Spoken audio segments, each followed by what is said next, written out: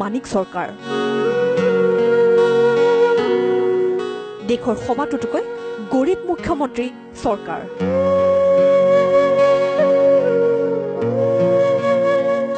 সৰলতা আৰু সততা আছিল তেওঁৰ পৰিচয় পৰিৱৰ্তনৰ ধুমুহাত উফৰি পৰিল তেওঁৰ সততাৰ দেৱাল ত্ৰিপুৰাৰ ২৫টা বছৰে শাসনত বহি থকা ৰঙা নিচানৰ আঁৰৰ মানুহজন আজি অতীত হল ইমানটা বছৰ একেৰাহে ৰঙা নিচানত উৰি থকা ৰাজ্যখনত গেৰুৱা নিচান উৰিবলৈ লোৱাৰ এই সন্ধিক্ষণত হেৰাই যাবলৈ উপক্ৰম হল মানিক চৰকাৰ নামৰ এই ব্যক্তিজন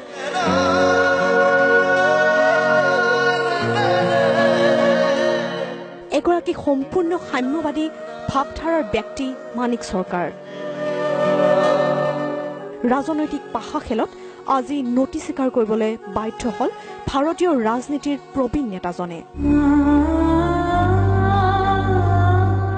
মুখ্যমন্ত্ৰীৰ হাতত নাথাকে ২০০০ টকাও জমা ধন বেংকৰ একাউণ্টতো নাই ইমান ধন নাই তেওঁৰ মোবাইল ফোন নাই ইণ্টাৰনেট ক্ষমতাৰ খক নাছিল মানিক চৰকাৰৰ বিলাসিতা বুলিবলৈ তেওঁৰ একোৱেই নাছিল নাছিল বিলাসী পোছাক নাছিল বিলাসী বাহন সাধাৰণ নাগৰিকৰ দৰে তেওঁ হাতত মোনাখন লৈ ওলাই গৈছিল বজাৰলৈ আন যাত্ৰীৰ সৈতে ভ্ৰমণ কৰিছিল ৰেলৰ সাধাৰণ শ্ৰেণীত মুখ্যমন্ত্ৰী হৈ থকা দিনত তেওঁ লৈ ফুৰা নাছিল আন মুখ্যমন্ত্ৰীৰ দৰে বিশাল কনভয় আনকি মানিক চৰকাৰৰ পত্নী পাঞ্চালী ভট্টাচাৰ্য একেবাৰে সাধাৰণ নাৰী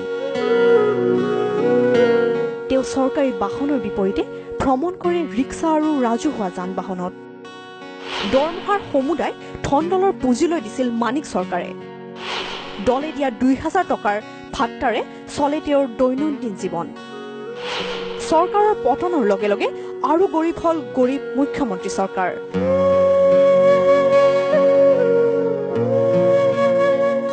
মানিক চৰকাৰৰ ত্ৰিপুৰাত মানিকৰ আৰু যেন প্ৰয়োজন নাই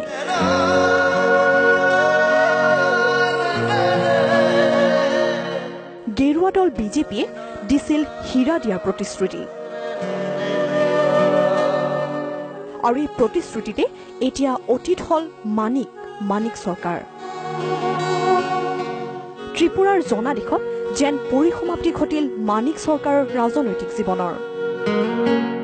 নিউজ ডেস্ক আসাম টক্স